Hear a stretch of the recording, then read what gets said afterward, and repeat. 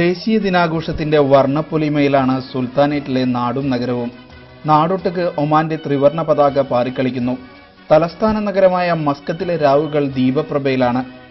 1970-ൽ ഭരണസാരഥ്യം ഏറ്റെടുത്ത കരുത്തുറ്റ ഭരണാധികാരി സുൽത്താൻ ഖാബൂസ് ബിൻ സയീദിന് ഒമാനി ജനതയുടെ കൂറും കടപ്പാടും ആവർത്തിച്ച് പ്രഖ്യാപിക്കുന്ന ദിവസമാണിത്.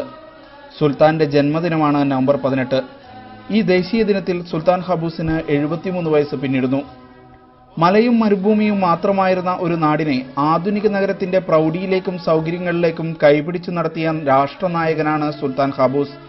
അധികാരമേൽക്കുമ്പോൾ 15 കിലോമീറ്റർ മാത്രം ടാറിട്ട റോഡുണ്ടായിരുന്ന ഒമാൻ ഇന്ന് ലോകത്തെ ഏറ്റവും മുന്തിയ റോഡ് സൗകര്യമുള്ള രാജ്യങ്ങളുടെ പട്ടികയിൽ 2ാം സ്ഥാനത്ത് നിൽക്കുന്നു. വിശാലമായ രാജ്യത്തിന്റെ മുക്കിലും മൂലയിലും അടിസ്ഥാന സൗകര്യമെത്തിച്ച ഭരണാധികാരി, സ്ത്രീ വിദ്യാഭ്യാസത്തിലും വനിതാ ശാക്തീകരണത്തിലും മറ്റ് അറബ് രാജ്യങ്ങൾക്ക് മാതൃക കാണിച്ച രാഷ്ട്ര നേതാവ്, അറബ് ലോകത്തിനും പാശ്ചാത്യ ശക്തികൾക്കുമിടയിൽ സമാധാനത്തിന്റെ കണ്ണിയായി വർത്തിച്ച നേതാവ്. സുൽത്താന് ചേരുന്ന വിശേഷണങ്ങൾ ഇനിയുമേറെ.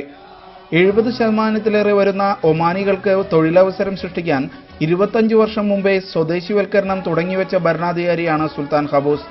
കർശന സ്വദേശിവൽക്കരണ നടപടികൾ വെല്ലുവിളി ഉയർത്തുമ്പോഴും ഈ രാജ്യത്തെയും സുൽത്താനെയും അതിരറ്റ് സ്നേഹിക്കുന്നവരാണ് ഇവിടുത്തെ പ്രവാസികൾ. ഇവിടെ ജനങ്ങളെ പറ്റിയാണ് വിന്യാന്യതയാണ്. മറ്റ് ഗൾഫ് രാജ്യത്തോളം വളരെ ആൾക്കാരോട് അഹങ്കാരമില്ലാത്ത ആൾക്കാരാണ്. ഈ ഭരണകൂടം എങ്ങനെയാണ്? ഈ ഭരണം വളരെ നിയമം ഉണ്ടായാൽ പോലും തന്നെ വളരെ ഫ്ലെക്സിബിളാണ് അവർ.